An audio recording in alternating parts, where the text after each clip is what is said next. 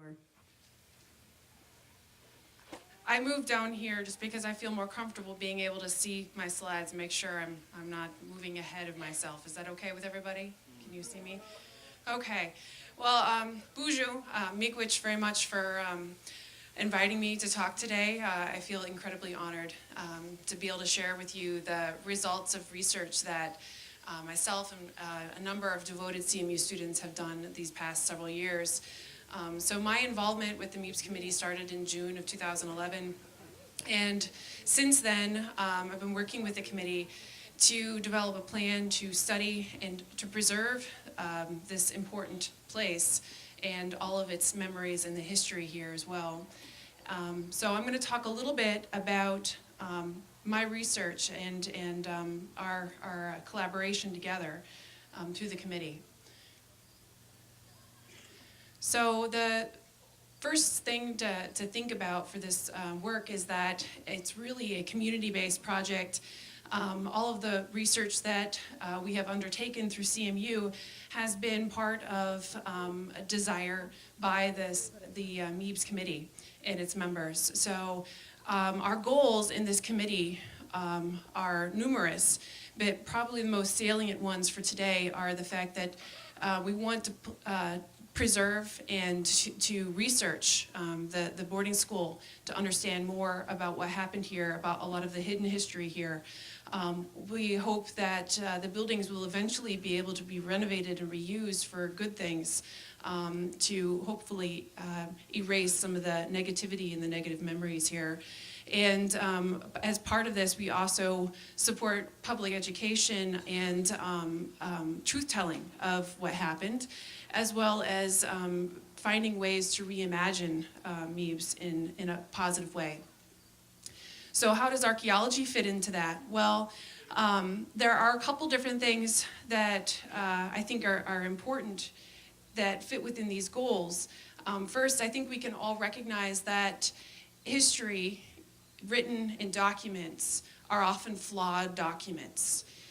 They're flawed for many reasons. They're flawed sometimes because the documents were intentionally misleading.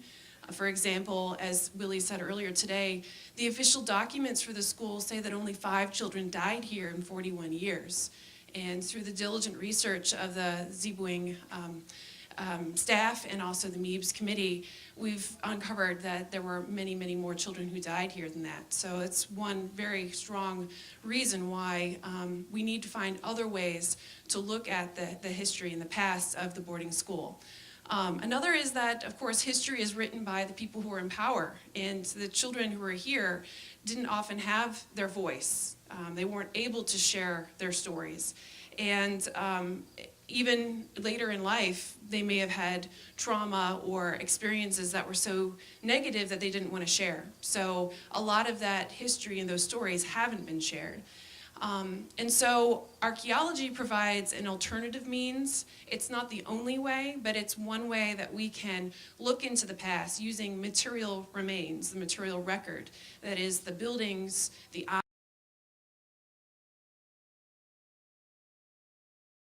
objects, the things that people used and left behind can tell us a story as well. So the role of archaeology in this particular project, again, consulting with the MPIIBS committee on what their goals were and really working together to direct this project. We wanted to develop a plan that would assist the committee's goals of researching, preserving, and also reusing the boarding school grounds. So the main goals in the first year especially were to assess whether or not artifacts or any material deposits were left here at the school. As most of you know, the boarding school closed in 1934, and after that it was turned into a state home, and many of the buildings, many of the places that were associated with the boarding school were demolished and destroyed and taken away.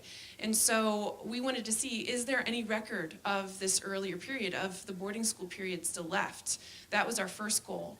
The second was to reconstruct what was here once we identified it, to help us understand what did the school look like, compare it with maps and documents, and then with this information being able to study in more detail the particular lives of students by recovering objects that were associated with students in their daily lives here. So the students, my students that will be talking today, will be talking about various aspects of these various goals. So the research approach, a couple things that I want to say about this. One is I feel incredibly honored to have the opportunity to study here, and this is, I have to say, in my career, even though I may look young, I've done archaeology since 1994, and of all the places I've studied, this is probably the most powerful, influential, and amazing place I've ever had the honor to study. And I'm not saying that lightly. So when we came out here that first day when the field school started, we of course did a smudge ceremony, and Willie Johnson told us a very important word that has kind of been the word that's really stuck with me in the language, and that's Yangguamzin. And so it's kind of been the word that's always been in the back of my mind as we move forward in our work.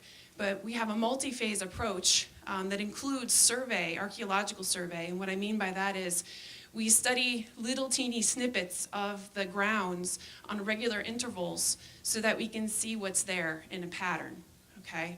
And that usually means digging small, what we call shovel tests, little holes in the ground to see if we can find any remnants of foundations or any objects, and then we can piece it together in a large scale. The other thing we did was geophysical survey. And one of my students, Pat, will be talking more about this, as also SK as well. But geophysical survey uses a variety of really cutting-edge techniques like ground-penetrating radar, magnetometry, and soil resistivity that allow you to essentially look beneath the ground and determine whether or not there are disturbances there that are related to human activity, as well as natural things can occur too. You can see things like tree roots and animal burrows, but in our case we were interested in remnants of building foundations and also possible graves that were left behind in the school. We also did a lot of mapping because nobody had ever done research here. We spent a lot of time using a electronic transit like you see road crews using, mapping in the buildings. And in that process, we started to look at the buildings themselves very carefully and discovered some startling things, like that there are carvings on many of the buildings. And those of you who've had maybe tours today, maybe that was pointed out to you and you got to see some of them. So my students documented those carvings in photography and in notes, and my student Sarah Heggie will be talking more about that in a little bit. And then we also did some very targeted excavation here on the main grounds.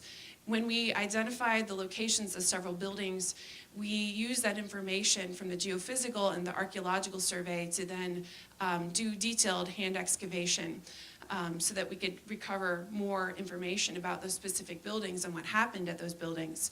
And so all of this information, all the archaeological information, was then integrated with the great records that are held at the Ziegler Record Center and Archives, as well as the Clark Library at CMU, and also the State Archives and State Library for Michigan, as well as oral histories and all of the knowledge that was shared with us by community members. So my research interest is in something called landscape. And landscape is something, when we hear the word, oftentimes we think about maybe pastoral paintings with, you know, sheep roaming on hills and that sort of thing. But landscape is a way of viewing our world around us. We all create landscapes, right? We don't just make parks and special places, but we create landscapes in that different landmarks, places in our lives have different meaning to us. And we may come back to different places over and over again because of that meaning, because of that association of important events or things that happen there. Landscapes are interesting to me in this case, in the case of boarding school, because here a landscape wasn't necessarily a positive thing, but was used as a tool of assimilation. So we've all heard, of course, Pratt saying, kill the Indian, save the man. And what he means by that is he's trying to assimilate Indian people into Western society, Western culture, and destroy their culture utterly. And so there were many tools, many ways of doing that. We know about the fact that people were not allowed to use their language. They were not allowed to have their own religion. All of those things were taken from them. But there's also subtle ways of assimilation in the landscape. And so my research here at the school was to look at the ways in which landscape were used as a tool of assimilation and as a tool of control. And this comes from the fact that in the 19th century, policymakers had a variety of different strategies for dealing with communities that they found problematic. So if you were sick, if you were a child, if you were a criminal, you'd all be put into institutions. And the boarding schools were just one of many different institutions that were established in the 19th century. And all of these institutions were created to establish reform and to create control in the population that they were targeting. Whether it was a hospital or a school or a prison, they used very subtle and also some not so subtle techniques to impose control.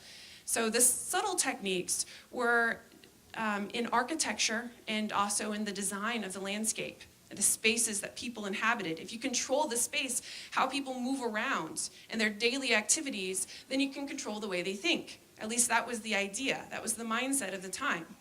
And so spaces of reform, like the boarding school, of change and assimilation, like the boarding school, were laid out with very careful detail.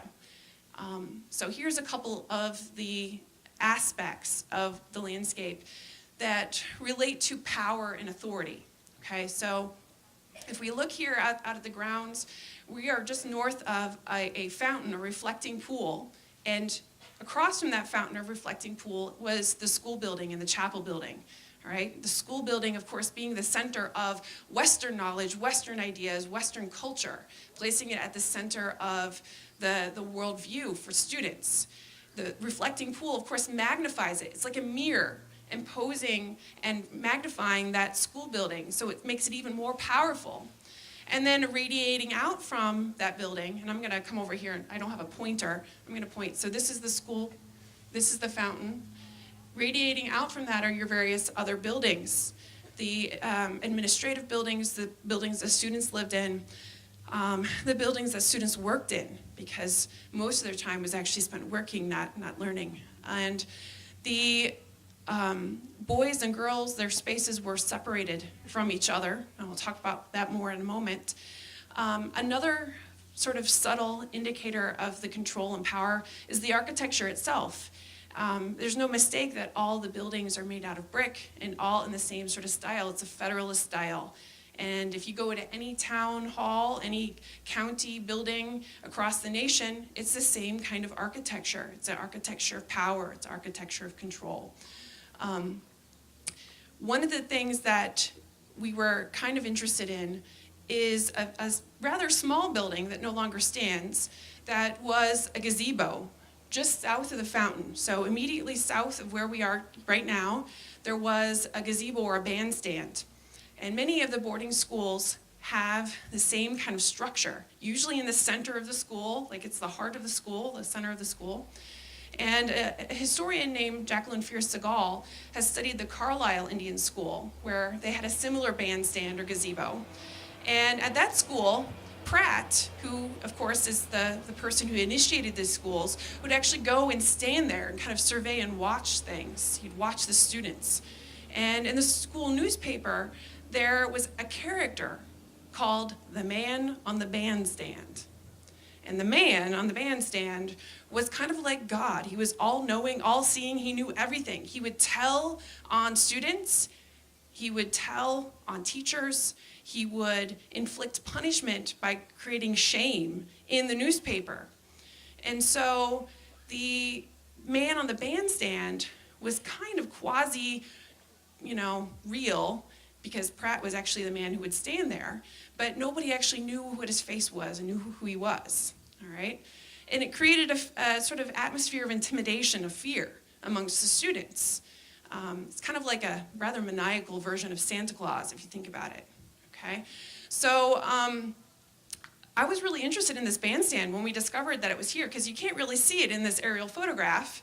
We later found it in some of the photographs of the school grounds, but it was a surprise that it was there. And unfortunately, to my knowledge, we haven't found any school newspapers for MPIIBS that has a similar character like the man on the bandstand. And if anybody knows otherwise, please let me know. Send that information my way. It would be fascinating to know. But I think that the bandstand probably did have a role in sort of a symbolization and authority here at MPIIBS too. I know I've heard stories and I've read accounts of the fact that the school administrators, the superintendents, would entertain people at the bandstand. Lawmakers and such from down in Lansing and other bigwigs, people of note, would come and they'd be entertained at the bandstand and eat well. And we know this because, to our utter shock, in their very limited excavation, we found a steak bone. And that steak bone, you'd think might have gnaw marks on it, like the dog ate it, because there were school dogs, I've heard through stories that have been shared with me, but there's no gnaw marks on it. That steak bone was eaten, and it was promptly lost underneath the gazebo, and it sat there for 100 years, waiting for it to be found. So when we compare this with the information that we've collected from elsewhere at the school, in our surveys around the dining hall and also in the former garbage dump, we didn't find steak bones. We didn't find hardly any animal bones at all. We found tin cans, and we found a few tiny pieces of chicken bone.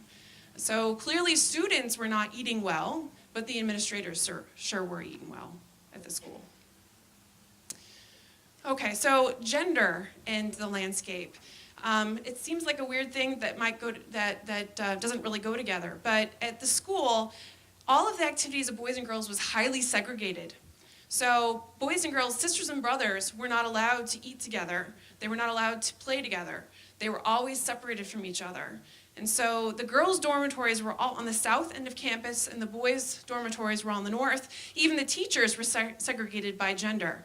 So female teachers had housing on the south end of campus, male teachers had housing on the north end of campus. And their activities were also segregated. So it's not a surprise that the carpentry shop, the paint shop, all of the boys' activities were on this north end, and the girls' activities, like hospital, because they were trained to be nurses, and the laundry building, all of those buildings were on the south end of campus. So there's a spatial segregation, and girls are sort of restrained or kept into this corner of the school. And forgive me, this is not the best image, but this is a map of the entire school grounds, all 320 acres from 1929.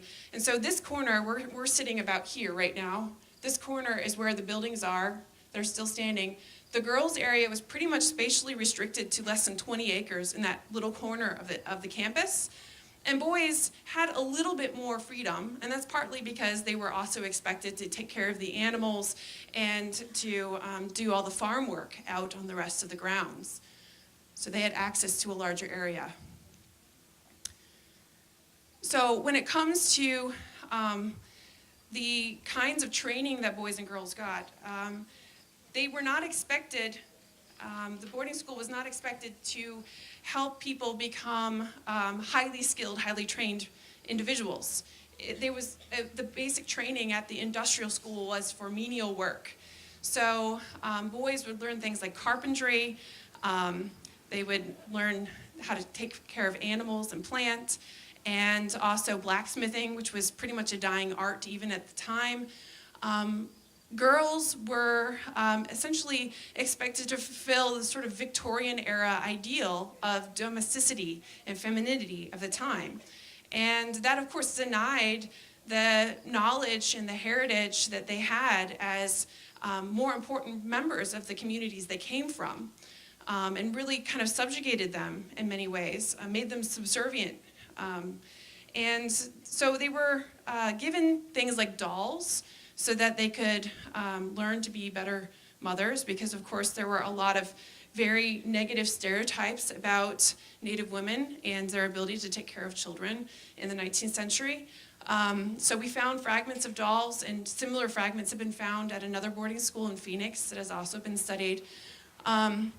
They were also made to essentially be domestic servants, and girls would take turns taking care of the house, the domestic science house, where they had to cook for guests and entertain them. And we found fragments. You could see a little tiny handle from a teacup that had gold on its edges. It's not the sort of teacup that was used in the dining hall. This would have been used for entertaining guests at the domestic science building. That out of so you know, this building was actually built by the boys of the school. They harvested the timber here on campus and built it themselves. So girls' activities were pretty much domestic drudgery. And the one thing that we were surprised of was that we found a few beads, including this tiny turquoise bead here. And beadwork, of course, is very, very important and is a highly prized art form. And it seems confusing because you'd think, well, if they were trying to destroy their culture, why would they allow them to do beadwork? Well, the answer is exploitation.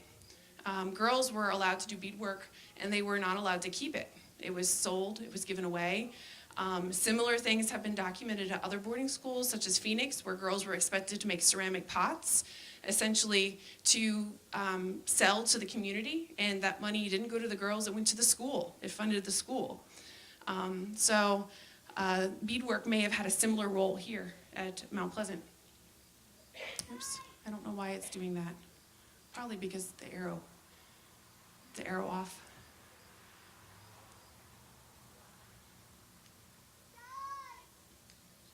There we go. Technology is great when it works. Okay. So out of all this negativity, though, and all of the potential for control that was found in the school, the most profound and important thing that we learned, that we discovered in doing this research, is that the students resisted it at every turn. They found very, very powerful and sometimes subtle ways to resist the school. And so one of the stories we heard earlier today was a story of meeting in the basement of the dormitory to pass a stick as the pipe. And I've heard that same story before as well. Some of the things that we found at the school suggest that this basically led more credence to this story. One of the stories I've heard is that in order to sort of gain entry into some of these activities, you had to give a little token, a little something. And oftentimes those tokens were buttons. And up here on the left side, you can see that there's a number of buttons. The boys had metal buttons on their jackets. There were also shell and glass buttons on their uniforms as well. And those buttons are found everywhere, all over the campus, all over the ground. Students were taking them off of their clothes. And you can imagine they probably would have been reprimanded for for having a shabby uniform, for missing a button. But it was the only thing that they could have access to where they could have some control over and take power over that. And what's hilarious is that there are records from the school administrators going, I don't know what's happening with all these buttons, but the students keep losing buttons. We need more buttons, send us buttons. So they're constantly having to ship more buttons to the school because the students are taking them off their clothes and using them as like a currency amongst each other. We also found marbles as well, and I've heard and I've read from other schools as well as the MPIIBS that marbles were oftentimes a form of currency as well. And all of the marbles we found, with the exception of a couple, look like they're probably handmade buttons, not necessarily mass-consumed, mass-produced buttons, but buttons that students may have made. Another form of resistance in an institution is to use something called contraband. And contraband oftentimes has a negative connotation, but contraband can be many things. It's basically any object that's not allowed by the institution, by the organization.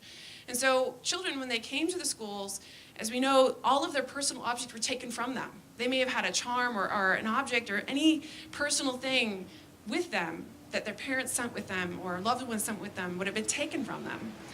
And so those things would have been considered contraband, and they're oftentimes found in the garbage dumps at boarding schools, like they have been found at Phoenix. Here we have one example that I think may be contraband. This picture doesn't do it justice, but you can see it displayed at the Zebraing Center right now. It's 3 beautiful glass buttons. They're trade beads. These are ancient. These are, well, not ancient, but they're hundreds of years old, all right? These are trade beads that probably belong to somebody's family. It may have been given to a child, and they brought them with them. And rather than have them taken from them and thrown away, I think they hid them, and we found them in the foundation of the gazebo. So I think this is one possible example of contraband. Other examples of contraband that have been found at another boarding school include pieces of glass, broken glass bottles and ceramic plates that boys flint-knapped to make into tools, and also stones that were carved into little animal effigies and shapes that were taken by the administrators and thrown away. More resistance, evidence of resistance. Well, the carvings on the walls may be a form of resistance. Sarah Heggie will talk about that more in a few moments. But running away was also a form of resistance, and there are many, many documented cases of runaways at MPIIBS, hundreds of documented cases of runaways.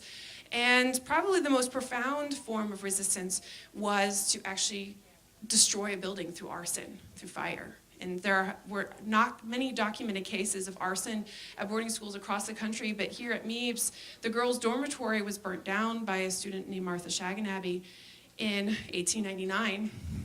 And before she burned that building down, though, she attempted to burn down the laundry, which you can see here in this photograph.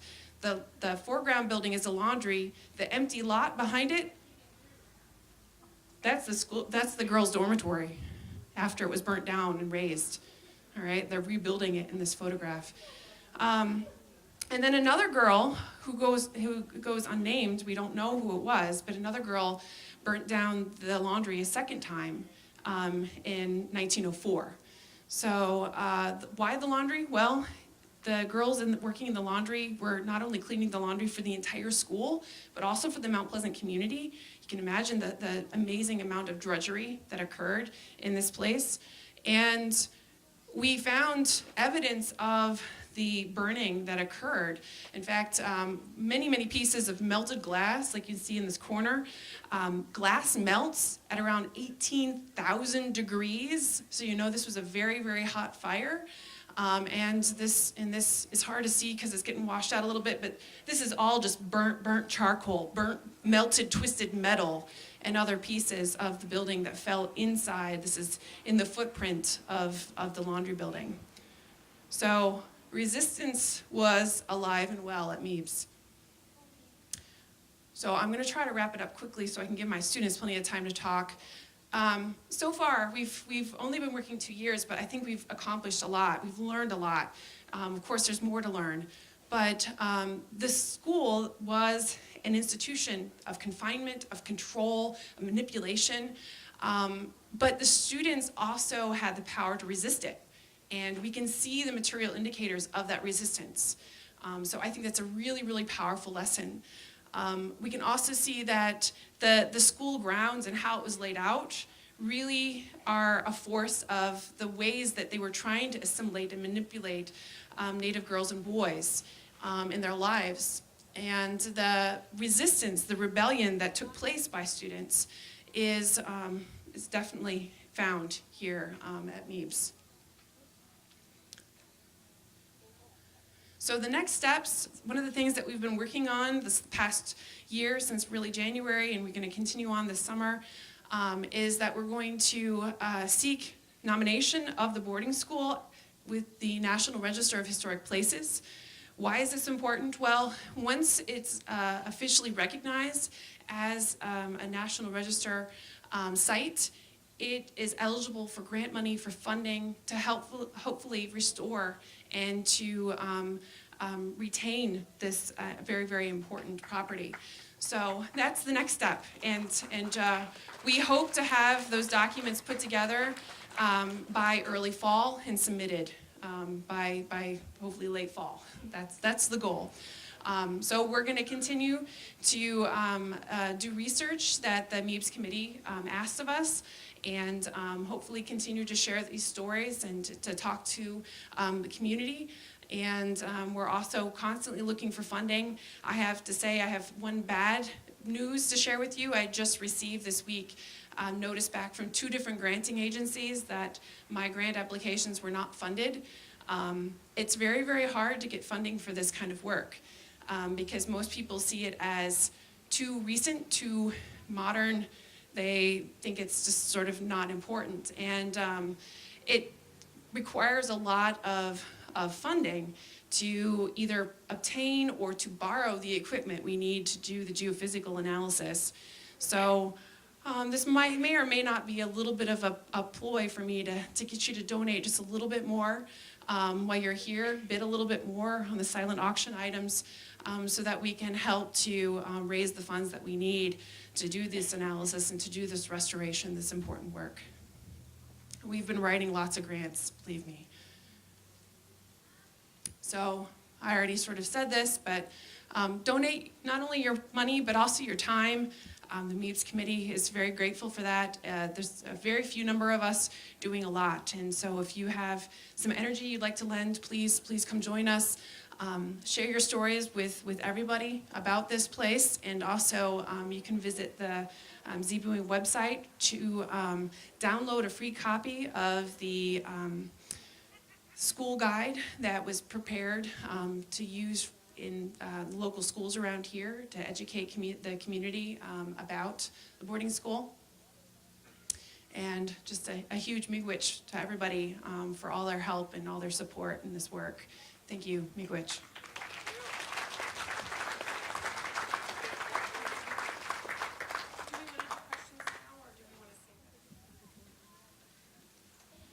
Ani, ni benogni wawagwan adishnakas, makwana dodem. Saginaw, Chippewa, Anishinaabe, Kwanindau. I've been fortunate enough to participate in 2 years' worth of field school projects with Central Michigan University, both in 2012 and 2013, helping to collect archaeological data from the former Mount Pleasant Indian Industrial Boarding School is something that is near and dear to my heart because my grandmother and my great-grandmother both attended this institution. During the first field school in 2012, CMU students found carvings on various buildings that were used for the boarding school. Okay. All of the carvings were found on the outer walls of the buildings. We haven't found any that were inside the buildings themselves, although there have been instances with other boarding schools that have been looked at, and they have carvings on the inside of them as well. Anyway, I have a few examples of these carvings on my slideshow right here. The photograph on your right illustrates the year 1929, which, as you guys may know, was prior to when the boarding school closed. That is engraved on the woodshop building.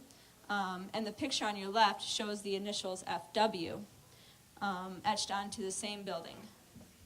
Most of the initials found on the buildings. Whoops, sorry.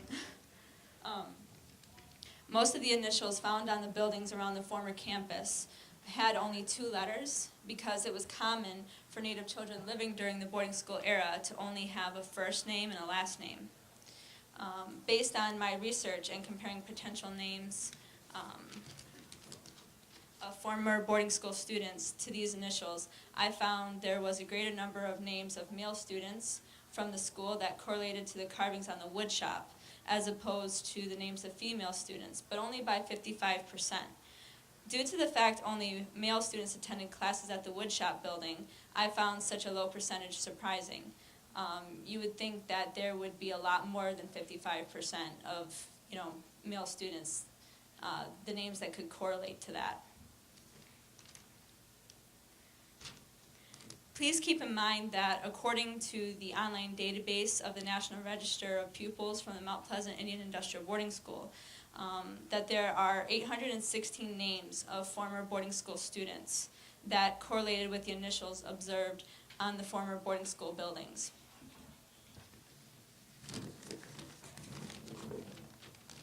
Therefore, for purposes of time, we can simply look at the initials that repeat on the wood shop, and these initials include LO, SA, HP, and JW. As my chart illustrates, names of former boarding school students such as Liato, Sophia Andrews, Henry Pigo, and Jenny Washgate correlated to these initials. While the majority of the engravings found on the walls of the buildings are initials, there is one full name carved onto the wood shop. And I find this very fascinating because, as I said, it is the only name the only full name found. And this name is Jim Bradley. I'm currently researching exactly how this name relates to the boarding school. I do know there were former students who attended the school with this last name.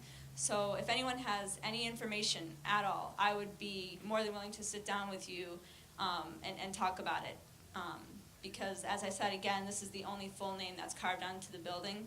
And I know for a fact that there were Bradleys who attended the institution. Other buildings used for the boarding school had markings on their outer walls too. The chapel auditorium building had 2 Native American religious symbols etched onto its walls, and these were the medicine wheel and the 4 directions. In closing, the field school project demonstrated that archaeological work requires more than excavating artifacts. The surrounding area is just as important to observe, because neglecting to do so may cause important information to be overlooked.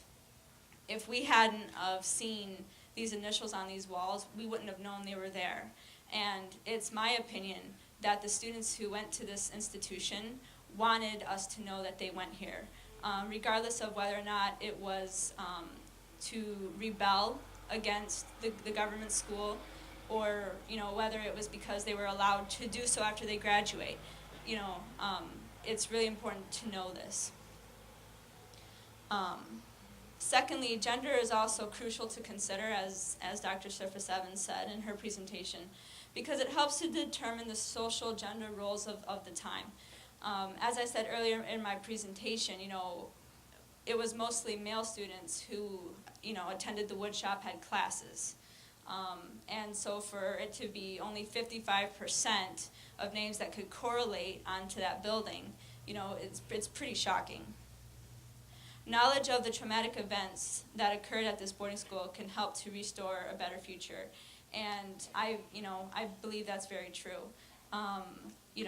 because it takes healing, to get through this. So, miigwech for your time, and I'm willing to answer any questions you guys may have.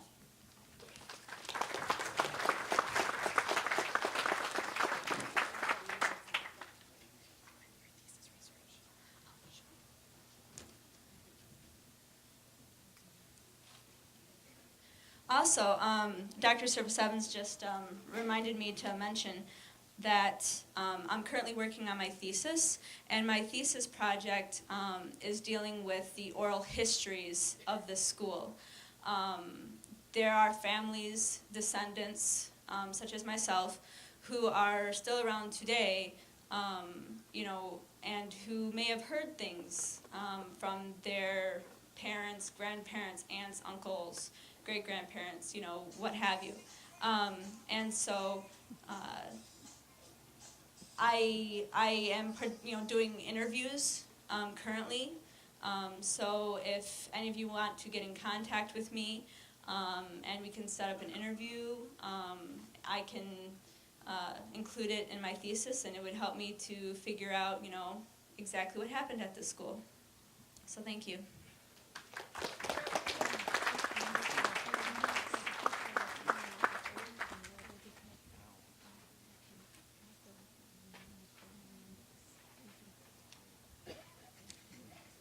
Good afternoon, everyone. So I did something that was more based on the buildings, more the material signature of the boarding school.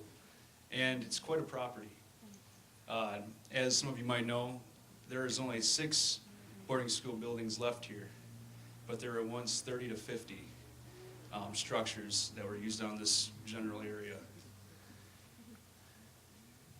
I tried to take some archival documents and some of our archaeological data and kind of reconstruct what we had here.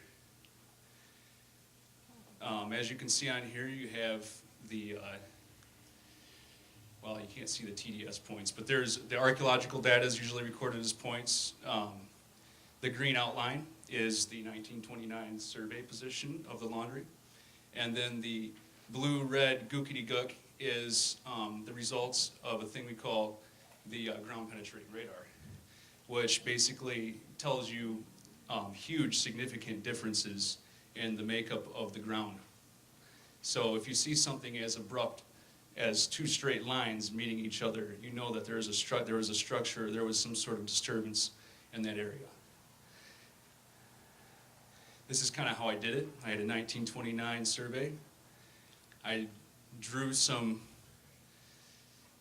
little squares and rectangles to demarcate where they were, and placed them over top of a satellite image of Mount Pleasant, 2009, I believe.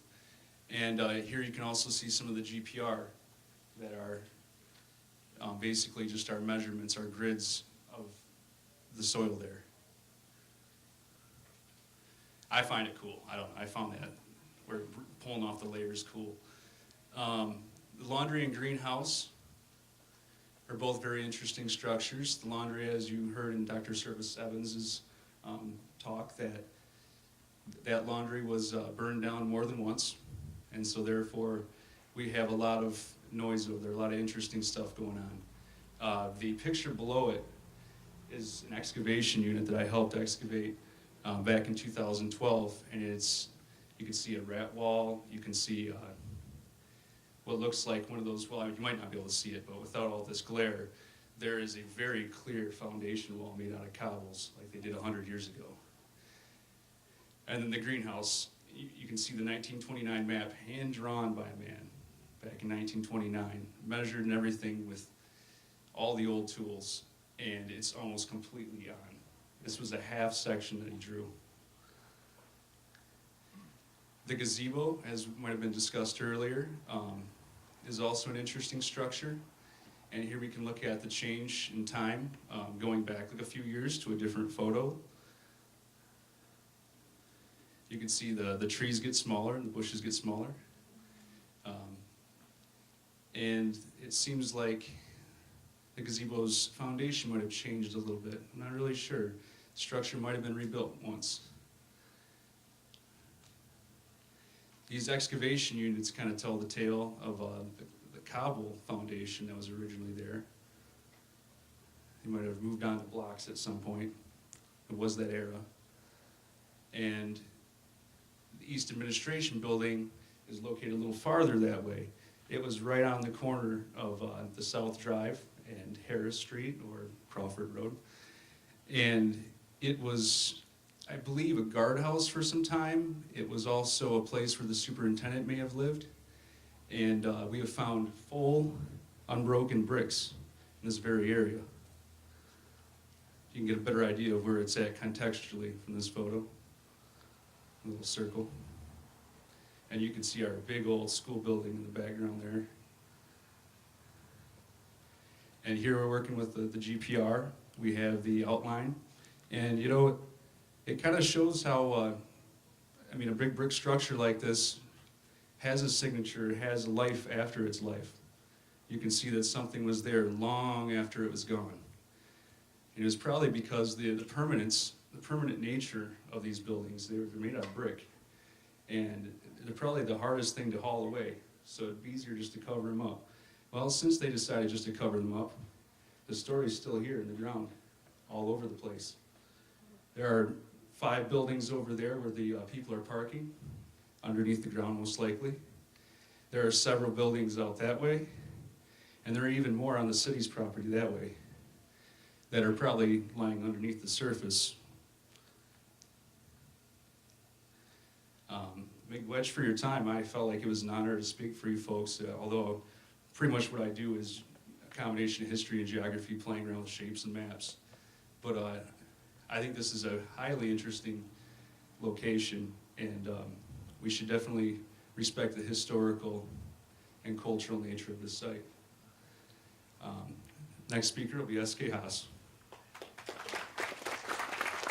And if you have any questions, by the way, I know this stuff it's technology, it's hard to understand sometimes, a lot of it's cutting edge.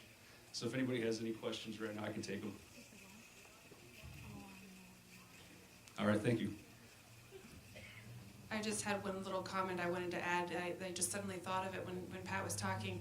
That administration building, when we did our shovel test in that area, we found a lot of broken pieces of alcohol bottles. And just for context, of course, students were not allowed to drink. And I recently was reading some documents that said that Isabella County, during the time of the boarding school, was a dry county. So double whammy on those administrators who were drinking.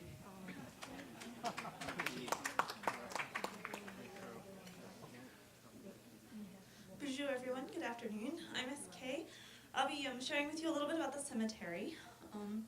This is my favorite image right here because you can see for the most part the cemetery in a nice small compact image that is facing eastward toward where we are sitting now. If you look really far beyond the trees at the end of those, at the far end of the image, you'll find us right here.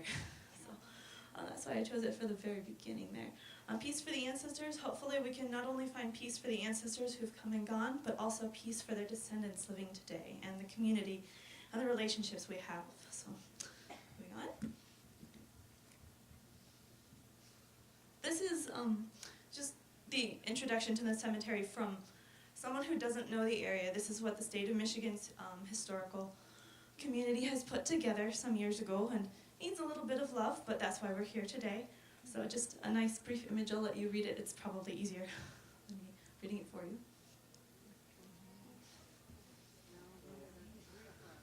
Read it anyway? Okay. I don't have it memorized, forgive me. It says, in the 1850s, the Methodist Episcopal Indian Church established the Bradley Mission School and Indian Cemetery in this area. The cemetery served the mission until the late 1860s. Only a few grave markers are visible, and it is not known how many Indians were buried here. The best known Indian buried here was the chief, whose name I regularly murder, so forgive me, Shashawa Nabis, 1817 to 1868. As leader of the Saginaw, Swan Creek, and Black River Band of Chippewa, he signed the Treaty of 1855, which set aside 6 adjoining townships of land in Isabella County for his tribe. It also began the processes that created the buildings you see here today and the reason we are here together. So, and that treaty also set aside the Methodist Episcopal Church as the stewards of the money that would eventually build these buildings. The money was not all there at that time. It took a couple more treaties and several decades before that happened, but it was the beginning. This is just to give you a reference point. The little square at the bottom of the map is where the cemetery is, relative to the larger rectangle, which is where we are standing today. The larger rectangle has the buildings you see here, as well as most of those 30 to 50 buildings that Patrick mentioned a few minutes ago. The north is toward your left. So that's way behind us, behind the trees. This is an archaeologist's first image. We get ready to study something by creating a map. It gives us a point of reference from our perspective. So just to give you an image of what we see when we get started on studying a space, north is to the top of your screen. You'll see in the dotted lines the basic grid of what we have studied as the established cemetery, and then the road there, and then the space. Below it to the south is the mode field that we'll discuss in a moment. For those of you who were not able to join us this morning at the sunrise ceremony, this is just a few glances of what the cemetery looks like. We have our chief's grave is in the center there, and in the image on your right-hand side, you'll see a big open space of grass there. That's where the ceremonies are held usually in the mornings. And then on the left-hand side is facing west, so facing in that direction toward the big road where you enter. That's just another nice image of the cemetery space. And on the right-hand side of the first image, the one on your left, that's where the creek is. This is our mowed field, just to the south of the access road. This is where we have a lot of questions. And we're wondering, and we're inquiring if this space should be added to the established known cemetery. So that is one of the big research questions for this part of the study.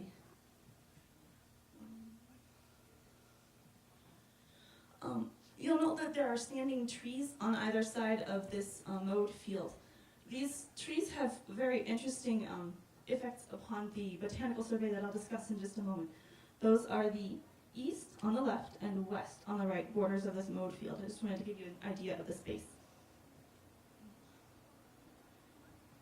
And then this is our chief's gravestone.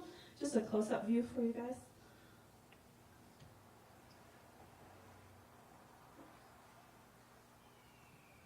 This is a chance to see some of the equipment we used to study things. A few images of us working in the field. Again, this was all non-invasive. We wanted to respect our ancestors and respect their descendants living today. And then this is an image of the ground-penetrating radiator. It's really fun to see the images and what you can do with them, as you just saw with what Patrick did. These are just some students. These images right here were taken just yonder, beyond the lodge. That's where we were working at the time these were taken. Okay, the data, the important part. This is a clean look. You'll be able to see in both images there are some big spaces that look like big circles, and we noticed in looking at these at length that they rather resemble the ancient symbol on the left-hand side. So I wanted to give you a clean look before we put more colors and such and add things to it. All right, this is all three methods of survey. You can see the consistent shapes and consistent locations of those shapes across the three methods of survey. And again, on the far right-hand side, you'll see in the center two large white areas, lighter color. They are still consistent with that circle and the ancient symbol there. And then a glimpse of some probable grave shafts. I've been doing botanical survey out there for about 4 months now, and the maps I've created have been consistent with some of the shapes we found here. We do not know that for certain they are grave shafts. Again, our work has been non-invasive. We want to respect everything going on here. But the botanical survey does indicate that there are definitely anomalies on the surface above these areas here. So,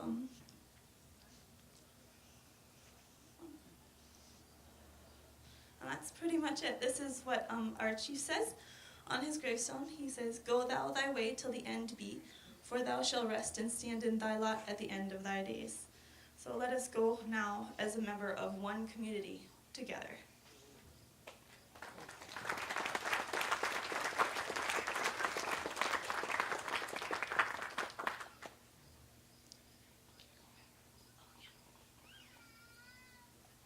Any questions that you have? There's posters that we put together as well over in the tent over here. If you have questions, you can come and ask us one-on-one. And some of the images that you saw will also be displayed again. Just for clarification, so the work we did in the Mission Creek Cemetery was to identify unmarked graves, and using remote sensing techniques, we were able to identify what we call anomalies. And an anomaly is essentially some sort of disturbance in the soil. It could be natural, it could be cultural. And so we identified some that we think are probably natural plants, animal burrows, that sort of thing, but also some that are consistent with the size, the shape of grave shafts, and they also occur in rows or patterns that you would expect in a cemetery. So again, I have those images in the tent if you want to take a look at those.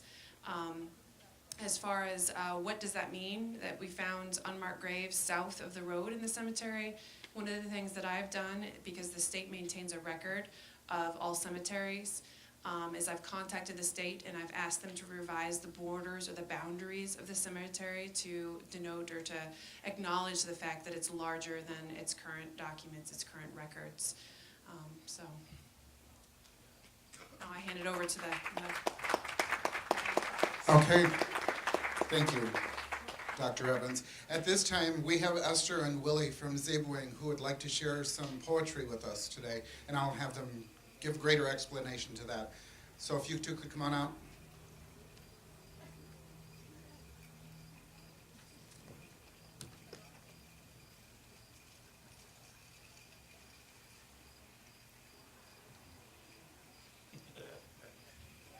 Dr. Gordon Henry come and visit us on May the 17th, and he's from Michigan State University. And Dr. Henry was really kind to us, and he was assisting us with a decolonization creative writing workshop. Many people showed up, including Esther, who is an amazing poet. And I encourage her all the time. She's just a lovely poet, and we should all encourage her to continue her creative writing.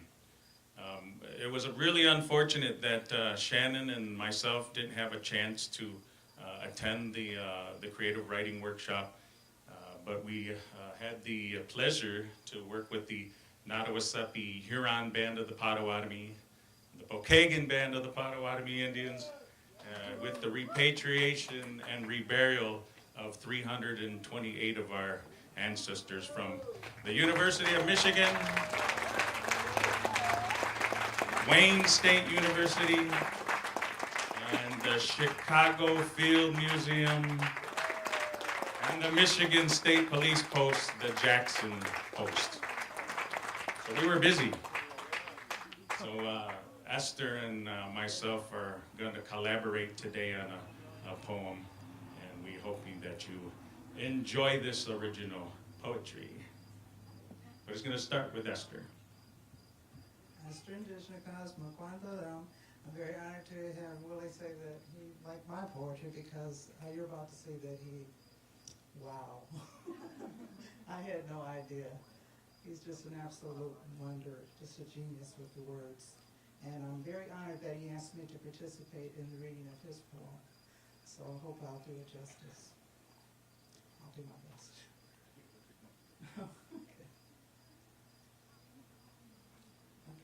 Okay.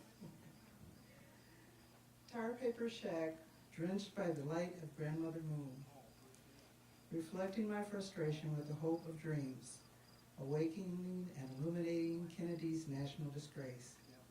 Least understood and most understood Americans of us all. Am I really that individualistic? We're all a part of the earth's sacred circle of life. The Creator blesses me with the spirit of Anishinaabe. Coarse shingles without delicacy or symmetry, irregular in their finality due to low maintenance, glittering in the night like a beacon of despair. A hole in the roof lets the rain in. Is this the soaking Pratt spoke of in regard to my civilization? Cold and wet, it ignores my need for sleep. At least Nokomis comforts me.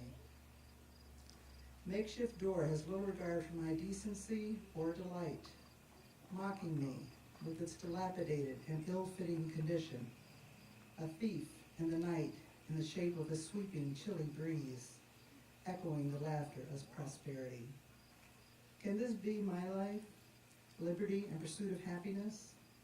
The United States Declaration of Dependence, the eastern doorway of the lodge yearns for me.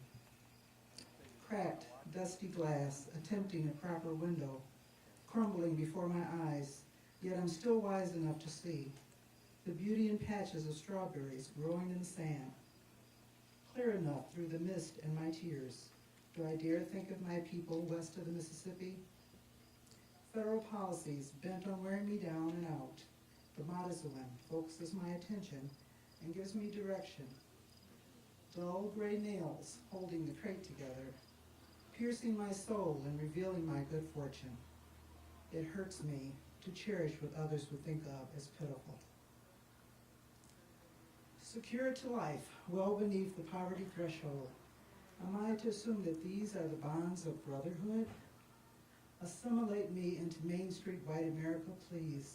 Saginaw, what happened to the song we once knew so well? Clapboards, vertical and spaced, substandard, reaching for the sky, but failing miserably. Barely fastened to my wall of denial, enclosing me in relentless in its contempt. Is this the promise of progress under the allotment system? The true gift will be my journey into the spirit world. The rush of the river and the wind in the maples lulls me.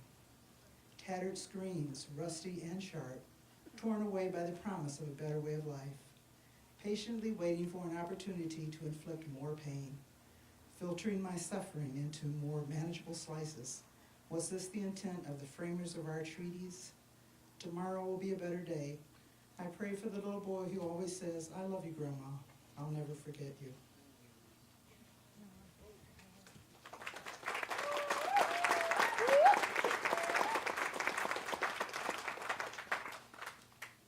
My grandmother has gray hair. She wears a babushka and a striped scarf draped over her shoulder. I think she's beautiful because she's so soft. She wears horn-rimmed glasses that are nice and thick. Her white dress is checkered in pale blue, complete with a brown polka dot apron. I'm always so happy to see her. I'm going to go down to the river to catch a red horse sucker or a rock bass for her. She loves fish, and I can smell it cooking now. I'm pretty good with my zip code 202. Just down the road and down the sandbank. The walk's not too far, but it's hot and there's not much shade, and I can't wait to make her smile. The grown-ups are always talking and rarely give you a chance. Bakayan is probably the only word we understand, and I'll just play in the dirt or on the mountain of recyclables and wait. Their laughter is infectious, and it sounds like machine gun fire. It shouldn't be too much longer. The day wears on, but there's time to swim in the reservoir. The walk's a little bit further, but we hitch a ride with, what's his name? I'm lucky to still be alive. I can't really swim, so I crawl along in the water pretending that I can. Hopefully everyone will be tired soon. My walk back is hampered by biting flies and sand in my hair. It's kind of cool to see the beads of water drying on my skin though.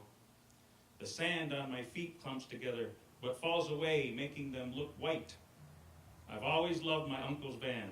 It says Downtown Brown on the side. The road is deep and I pass the graveyard of cars. There's a lot of beat up trucks too. They're rusty and worn and forgotten about. It's best not to play there because it's really not that safe. And I can't resist sitting in an old compact though. And when I get older, I'm going to drive a Corvette with an 8-track. Grandma is waiting for me. Sure enough, the adults are feeling sleepy. Some are still laughing as they disappear out of sight.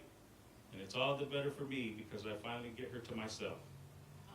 We eat our meal that's still warm.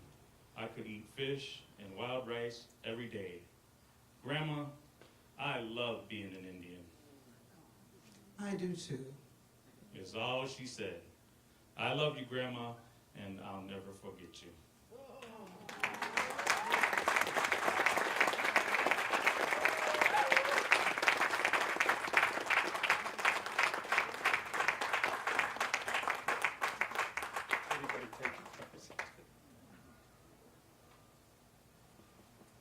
That was a wonderful job. Let's give them another big round of applause.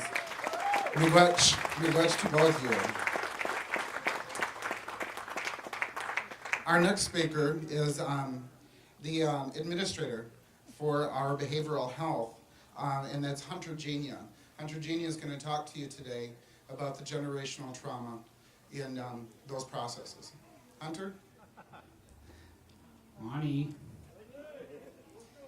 Gisa and Dizikas, Wabajan Shido Dem, Mount Pleasant Dojaba, Nishnabe, and Kachimbushka Bijiak, Malpi, Nango. First of all, I want to acknowledge our elders that are here, regardless of what community that you come from. I also want to acknowledge our language speakers. You have my love and respect. I also want to acknowledge all of those that have asked for help, whether it's mental health, domestic violence, substance abuse, trauma, etc. You have my love and respect as well. Today, and they told me I only had 30 minutes. I'm going to try because I know it's mid-afternoon and we have some important things that we need to take care of. But I'm going to talk to you about a topic that some communities or some individuals in communities kind of know about, they've heard about, but as a community they've never really addressed it, not really talked about it openly. And to my knowledge, it's probably the first time in our community that we've really talked about historical trauma in this kind of a format. I have recently gone down into Potawatomi country and done some trainings down there and have some more coming up on this topic as well. So I look forward to that. And so we're going to get started here. First of all, let me ask a question. How many of you know a family member or a friend or a community member that has struggled with addiction, mental health, family violence, domestic violence, or any form of assault? Raise your hand.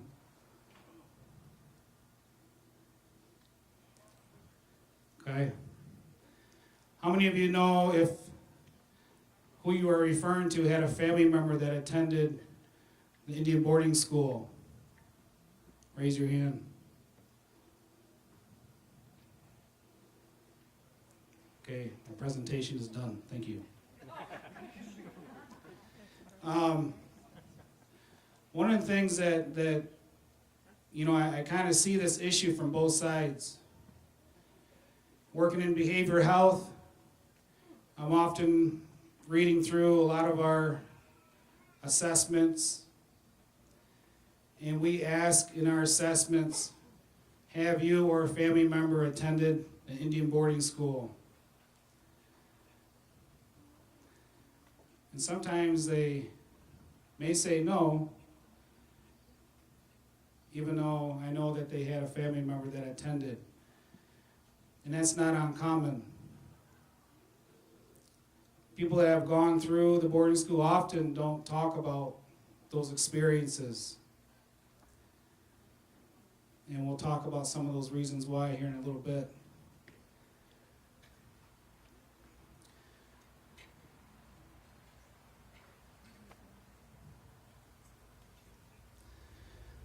Historical trauma is identified as accumulative emotional and psychological wounding over the lifespan and across generations, emanating from massive group trauma. Okay, so we're going to use that definition, which was given by Dr. Maria Yellowhorse Braveheart, who has studied this in Indian country. It is very similar to the outcomes in other indigenous, such as in Canada, Australia, New Zealand, a lot of common denominators with historical trauma in those areas.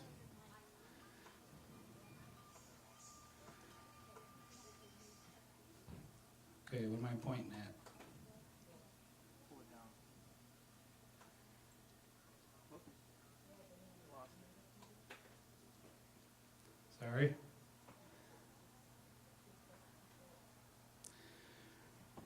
So core concepts of historical trauma: mass traumas on population resulting in cultural, family, society, and economic devastation.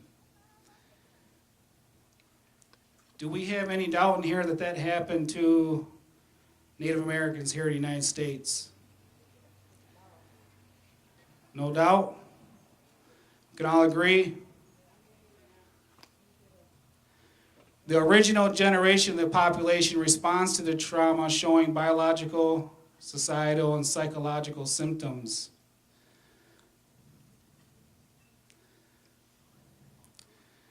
Now, if you need evidence of whether historical trauma ever did occur here, because trust me, we do have a lot of doubters in America and society. 1830 Indian Removal Act under President Andrew Jackson. So we had the forced march of Trail of Tears from the eastern coast of the United States all the way across to Oklahoma on foot. Men, women, elders, children. Over 25% of that population died making that walk. Every tribe has some form of Trail of Tears. In doing some recent study and research, even here in Michigan, we had tribes that had to make a decision whether to go out west to Kansas, but most, and a lot of them did flee to Canada. And so we actually have relatives that are in Canada that left the Michigan area for safety. Okay? So we had our own walks and removals here.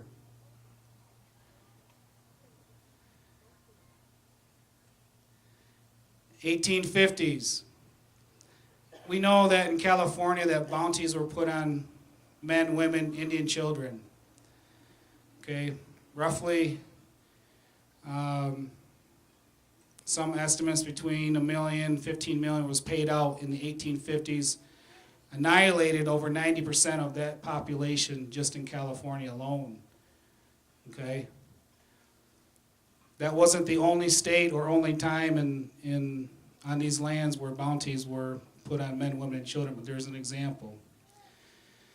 1864, Sand Creek Massacre, over 300 men, women, and children massacred by United States troops, led by Reverend Chivington. The ironic thing is he was a reverend, and it still led troops to assault men, women, and children. And these men, women, and children were defenseless. 1883, federal law passed outlawing the practice of Native traditions and ceremonies. 1887, we have the Henry Dawes Act, the Allotment Act, basically promoting the removal of our people to a central area given allotted land. Okay, and this happened all over the United States. The ironic thing about this is that many of our people could not keep those lands, could not afford to keep those lands, so even though that was the intent, it was a failed policy and often is at issue with different tribal histories. In 1890, we have Chief Bigfoot and his band, again, men, women, and children massacred in 1890.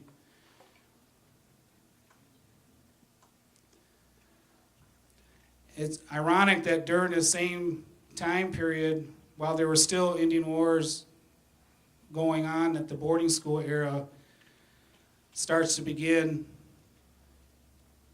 which the motto was kill the Indian, save the man. Okay? And I think we all know what that meant. Couldn't speak your language, couldn't practice your ceremonies or your traditions. So we're going to acculturate all of your people, teach you a better way so that you can assimilate into society. and everything that was who you are about your identity as a Anishinaabe was to be basically buried, and sometimes literally.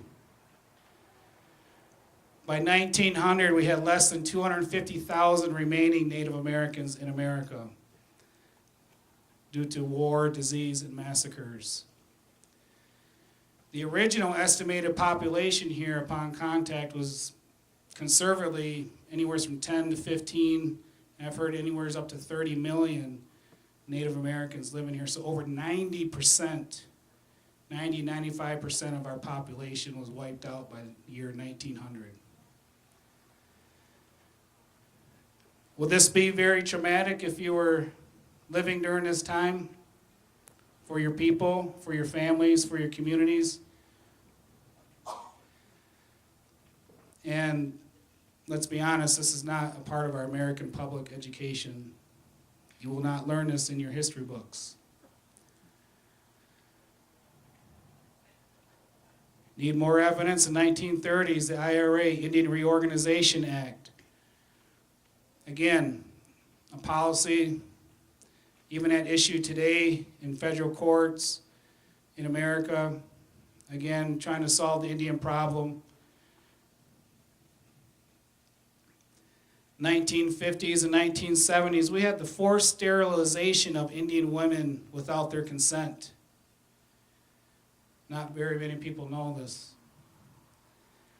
And this was even under the elder Bush presidential administration, I believe, too. We had an era where there was termination of Indian tribes. In 1968, we had the American Indian Civil Rights Act. In the 60s and 70s, we had the Wounded Knee standoff. We even had the takeover of Alcatraz Island. How many of you have been to Alcatraz? Okay, and I was just recently out there myself. If you look on that big water tower, it still says Red Power.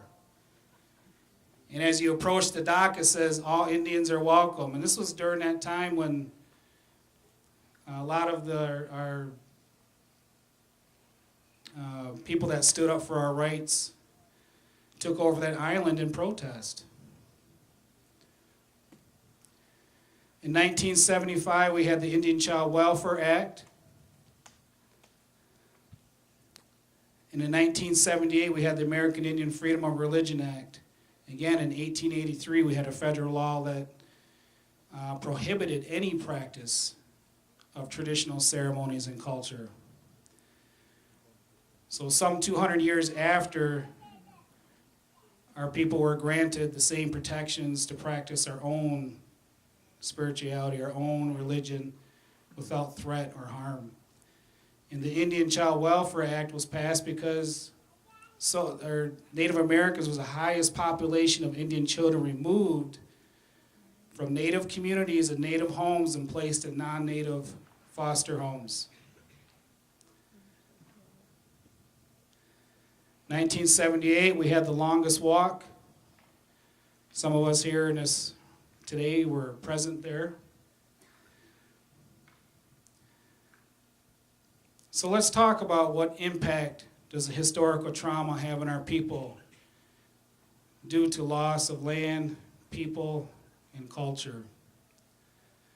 Because we have a story to tell, but it's not told very well here in America. We know that boarding school era was both church and government run. Some sites began operation in the 1870s. It was not out of humanity. And that is a quote in 1890, it was cheaper to educate our people than to kill our people. In 1879, General Richard Pratt opened the first off-reservation boarding school in Carlisle, Pennsylvania, and he's noted for the comment, "Kill the Indian, save the man." Ironically, we had community members from Mount Pleasant that attended Carlisle.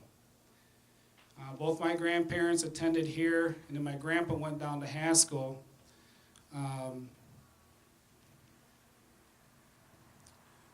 So this may not have been the only boarding school place where they went. I want to mention too that we have had some community members that also went to Harbor Springs, the Holy Childhood School, which remained open to the early 1980s. We've had some community members that went out to Flandreau. That we don't think about Flandreau because it's kind of a contemporary Indian boarding school, high school. But I can tell you with the work that we're doing at Behavioral Health that some people are struggling from that experience of being moved away from home. The purpose of the boarding school, according to the superintendent of the Phoenix Indian School, is to teach them to follow the superior methods of the white man. In 1885, we had 60 schools with over 6,200 children. By 1900, we had 153 schools with an enrollment of over 17,000 children. And I can tell you and I can guarantee you that if you're working for tribal health services, whether it's behavioral health or social services or the courts, you're more than likely working with the children or grandchildren that attended the boarding schools. And we can prove that without a doubt. So by 1931, at least 1/3 of all Native children in the United States were enrolled in federally funded or missionary boarding schools. So let's talk about the effects of boarding schools. First of all, we know that it was unnatural to not be raised by your parents and by your family and your aunties and uncles in your community. That was unnatural. You were deprived of individual attention and family bonding. That protective layer that all children should have from birth growing up was no longer there. That protection was gone. And if you can think for a minute and try to put yourself in that child's shoes as young as 3 or 4 years of age and being placed in an institution like this, what do you think may have been going through their thinking, their feelings, their emotions? And not only for the child, but how about for their parents and their grandparents and their aunties and uncles? Because we do learn, we're supposed to learn from our parents that teach us. But who was teaching us? That was no longer there.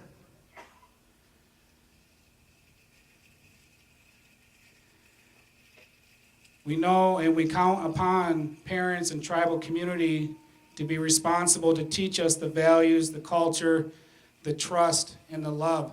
We've already heard from past testimony from people that have spoken here at this event that one of the biggest things that was denied was how to express love.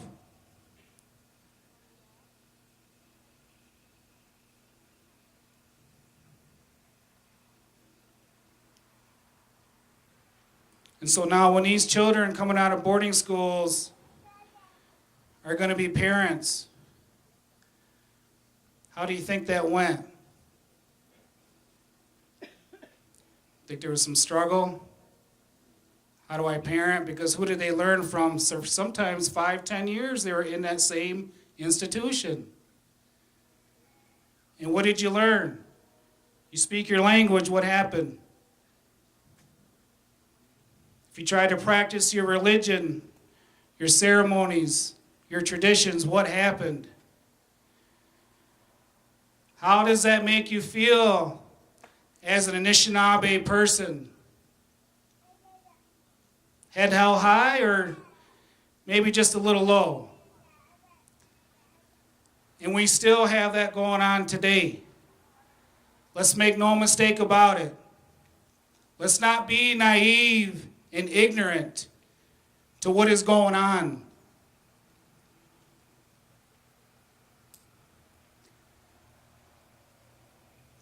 How come when we go into the stores and we see another Anishinaabe and we speak the language, we don't hear anything in the language back.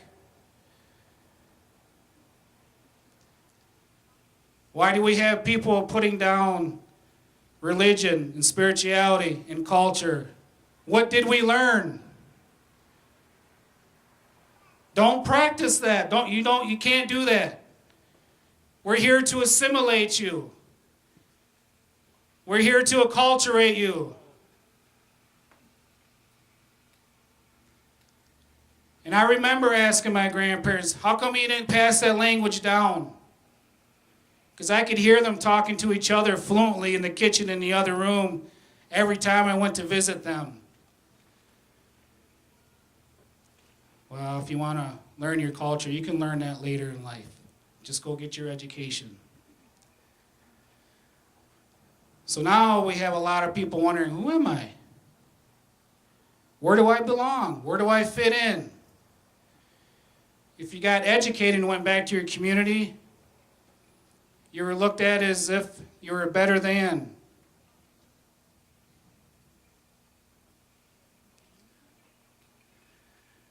And so the abnormal became the normal.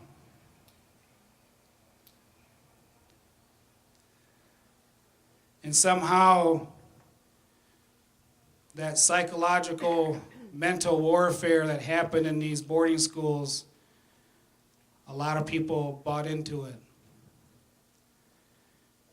And it caused one heck of a great confusion for our people.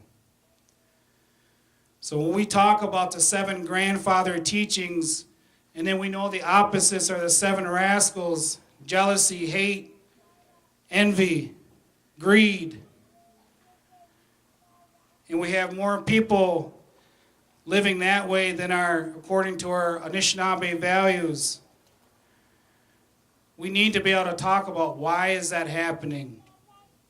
Where is the root of that? You can think about members in your own family that have struggled.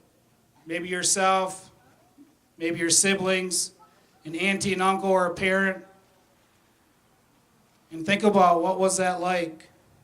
What did you see? What did you hear? Or what didn't you hear?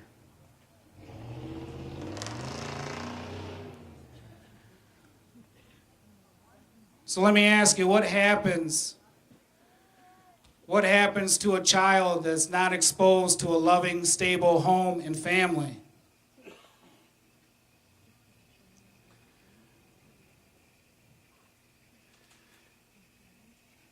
And so what we learn is we learn under stress and uncomfortable situations, you become very defensive and learn defense mechanisms.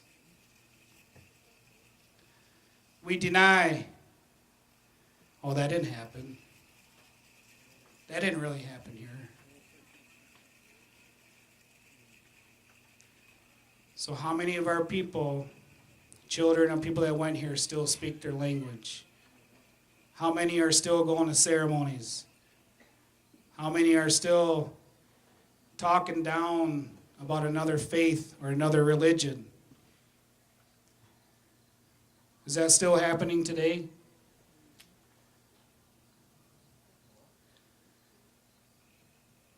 I don't know how, I think I even do this sometimes. How many people have a hard time taking compliments? And is it humility? Is it humbleness? Or is it because we don't feel that we are good enough, that we are valued, that we are worthy, that we are loved, that we are lovable?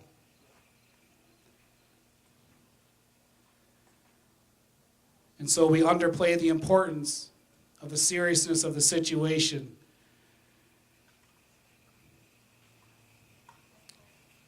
And I hate to give the example, but I can tell you that I get the reports from the Isabella County Jail. How many of our people are in jail in any given 6 months? And I love our people. I want to save every one of us. But the statistics don't lie. And so a lot of times those emotions and those feelings, we repress them. We stuff them. We put them away. And what happens when we do that over and over and over again? What comes out? How do we treat one another? What kind of words do we say to one another? What kind of things do we do to self-medicate and try to make ourselves feel better? Let's not be naive of what's happening.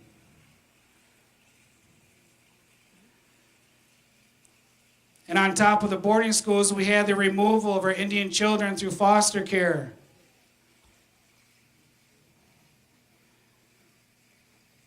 The Indian Adoption Project. How many of you have heard of that?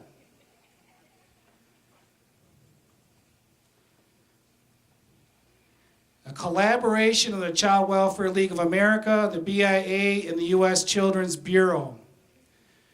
16 states, primarily adopted by Euro-Americans, mostly in East Coast states. During the same time period in America, race matching was a main criteria and standard policy for all other adoptions, not for our people. The Adoption Resource Exchange in North America continued the practice well into the 1970s. This was the major reason why in 1975 there was the Indian Child Welfare Act put in place. By 1997, 50,000 Native children were living in non-Indian homes. 50,000. 1997?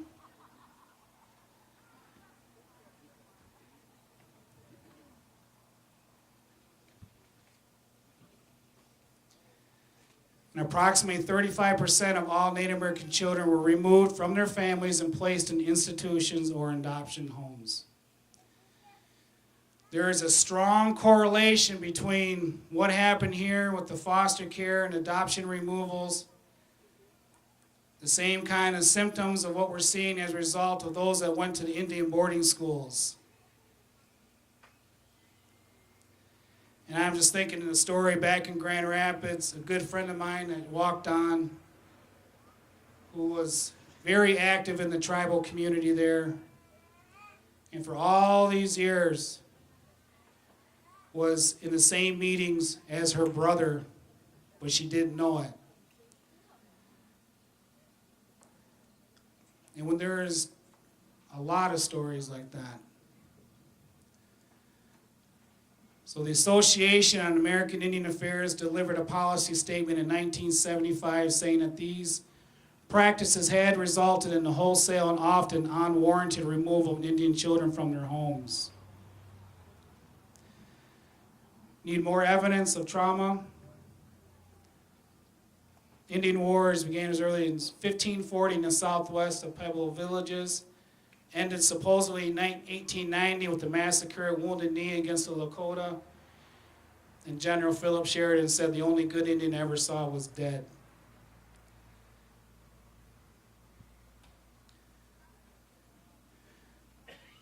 The Iroquois Confederacy should be wiped from the face of the earth, not to be merely overrun but destroyed. George Washington. Nits make lice. Reverend John Chivington, 1865. And he was the colonel who led the massacre at Sand Creek.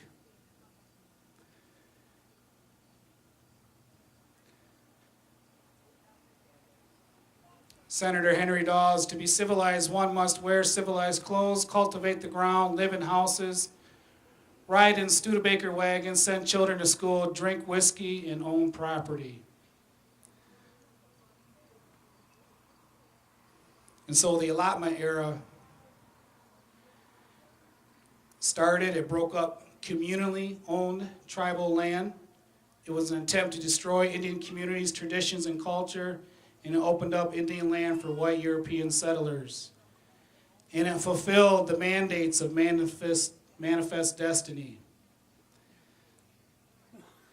And the manifest destiny was a 19th century belief rooted in the Christian doctrine of discovery that American citizens had a God-given right and obligation to possess all the land between the Atlantic and Pacific Oceans.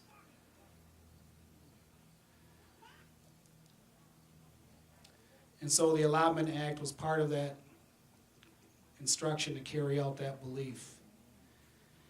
And it was an act of lawfare, warfare by legal means.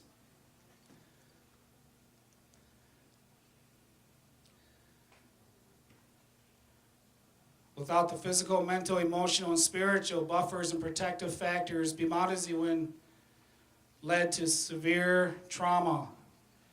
Attempts to control stress, anxiety, depression, hopelessness, trauma, grieving were replaced by unhealthy risk behaviors such as drinking, misplaced rage or violence, family violence, community violence, suicide, and feelings of hopelessness, and filled within the gaps left by a collapsing cultural and family system. We are seeing that today. That is still going on today. Those of you that are working in prevention and health, treatment, courts, leadership roles on council, and we know that disease has played a huge role.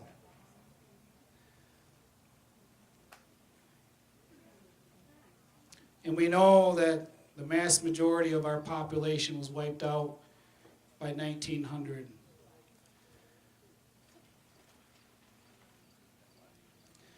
So the impact of historical trauma, loss of joyful identity, ceremony, language, spirit, loss of social structure and clans, family violence and self-medication, community factionalism, loss of group. And that speaks to the lateral violence and lateral oppression, brown on brown, getting rid of Native people and from our own communities. And so that kept maintaining the distress behavior patterns, communities past survival patterns to who? To children. Who are children learning from? The adults. It's not anybody's fault, but this is who they're learning from. So if this is what we're learning, and are we carrying it on today? And we should feel safe in our tribal communities to talk about these issues without threat or harm or retaliation. We need to be able to talk about these things in a good, healthy way.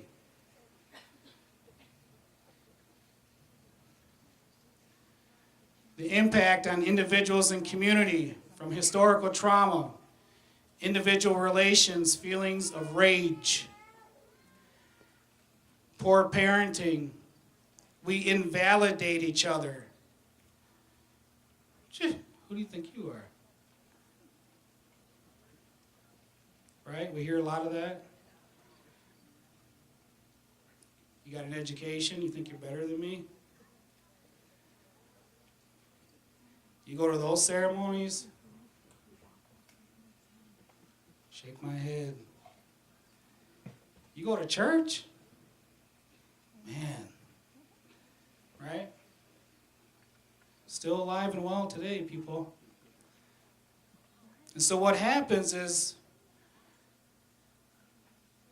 we have, and this is basically throughout the United States sometimes, is that we have people in leadership roles that have been impacted by this, that we fail to recognize it. And so some of the things that we think might be good might actually be hurting because we're not aware and we don't talk about these things. So we mistrust our own thinking. We survive by getting by. And we want to feel good right now, but we're not thinking about the future and 7 generations, which is part of our responsibility. So we have unsettled emotional trauma, a lot of depression, hopelessness, helpless. We have a lot of high mortality rates, suicide and accidental injuries. And we have to be careful that when we say accidental injuries is that sometimes what's reported on the police reports or hospital reports as accidental may not be accidental.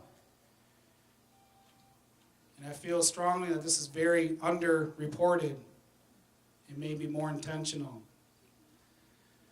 So we have a lot of substance abuse and dependency, domestic violence, sexual assault, childhood trauma, and abuse. And therefore, then we see a lot of our people in jail or prison or worse. Because we internalize this and we feel that we are powerless. We fail to use our traditional forms of how do we grieve. One of the things we have to keep in mind that when a lot of these things were happening over time, our traditional forms to be able to grieve, we didn't have time to grieve because a lot of times you were just trying to live. You may have literally been on the run or on the move.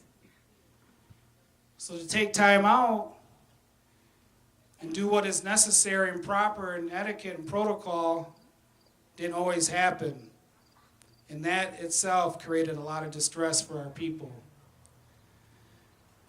A lot of breakup of families, no hope for future, inability to express rage, being able to talk about it like we're talking about it now. You know, and I know that a lot of our men and our young men, a lot of them are absent their fathers or their dads. And a lot of our young men and men are still being taught to be tough. Don't talk about that. Don't be weak. Don't express your feelings or your emotions. That's what girls do.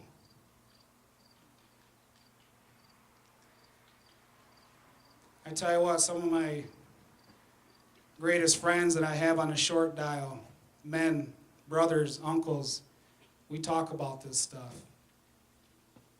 And you know what? It feels pretty good.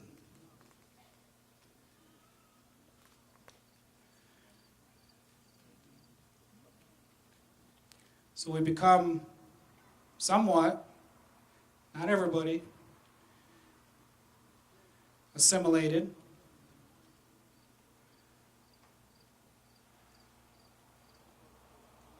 But I know stories in our own community about people that if they could pass as non-native, they identify themselves as non-native. If they could color their hair a different color, they'd color their hair a lighter color. Because maybe they were traumatized by the same color that victimized them. And so they tried to fit in with them. And again, that internalized oppression within ourselves, that negative Indian identity. I always tell my boys, you know, hold your head up. You walk tall, you be proud. You know, and they're running around here somewhere, but we alienate ourselves.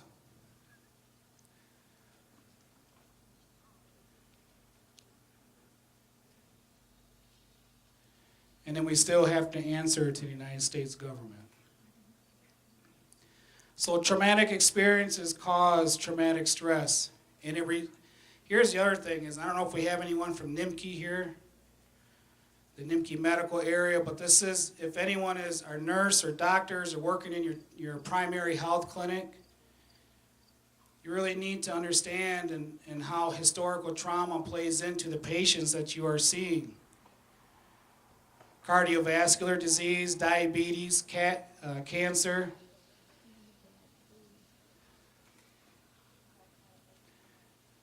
The neurological functioning, overactive emotions. Being able to regulate our feelings and our emotions in a calm manner. But because of trauma, we get triggered real easily into emotional reactions. A lot of anger, a lot of rage.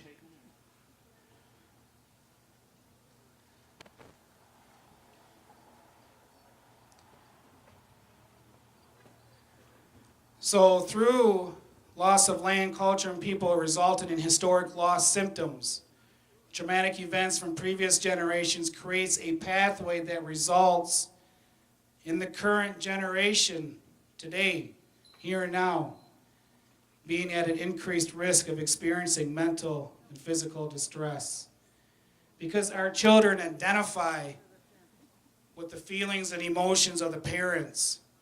So if the parents are emotional and distressed, our children are feeling it too. You're passing it down.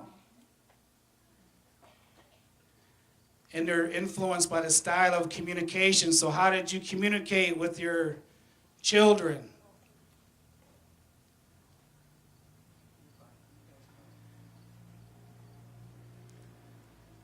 And so we learn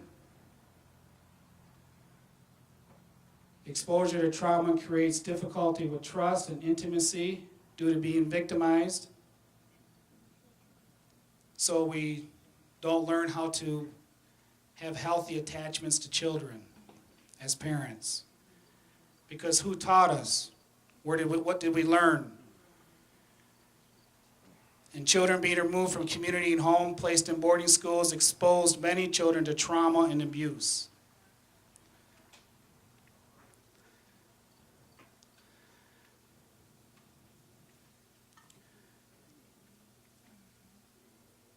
So we have a lot of substance abuse, even eating disorders. A lot of eating disorders as a result of even sexual trauma. Being a victim of sexual abuse or sexual trauma. A lot of depression. And that bottom quote, does this make sense? Secure attachment system forms the foundation for a child's development. Does that make sense?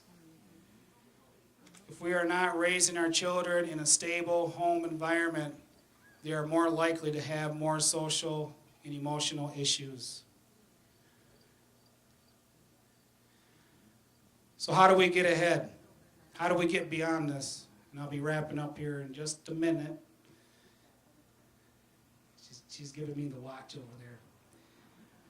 We need to make it safe to talk about these things. Let's not no longer brush it under the rug. Let's not pretend it never happened.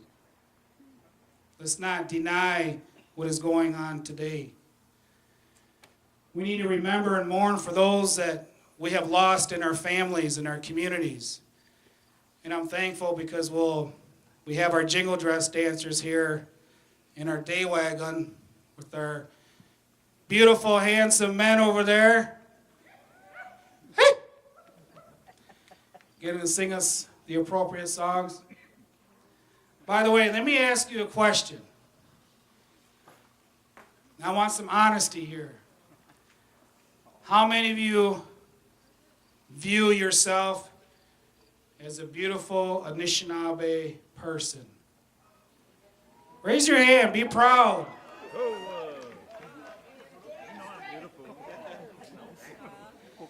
And just because I said they're beautiful men don't mean I am straight.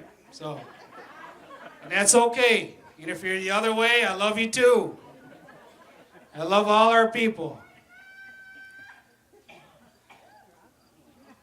We need to reconnect with our community. In Mount Pleasant here, just to short few years ago, we had the GONA training.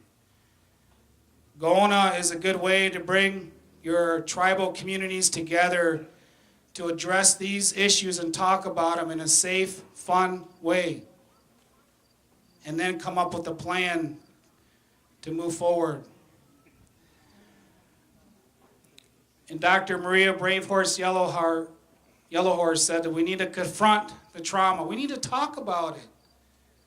We need to understand it so that we can release the pain and that we can become healthy once again as Anishinaabe.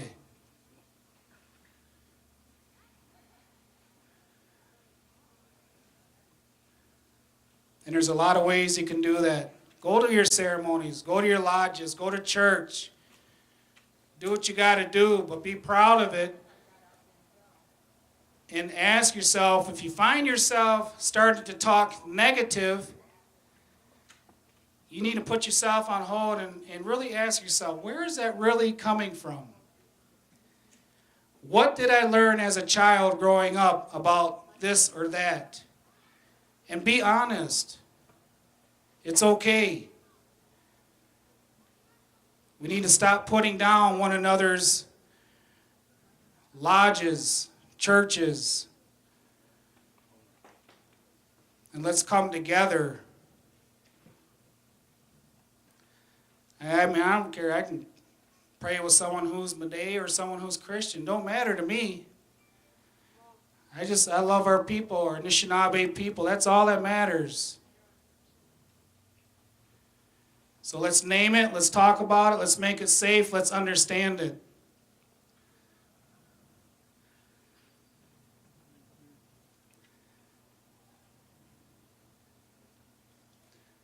That red road, let's embrace it. Thank you.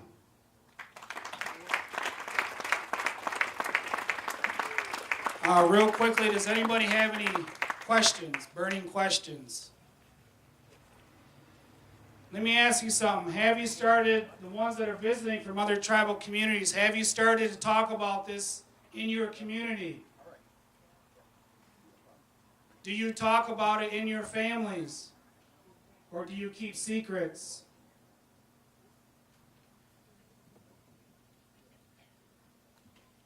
If you haven't, I'm going to suggest something. If you haven't talked about it, more likely you have, you know, the old adage, what you put in, you give out. If you got some things that are locked up in there that you need to come to peace with, that you need to forgive, and if you've been abused, if you've been traumatized, if you've been victimized, it's not your fault. And it's time to let it go.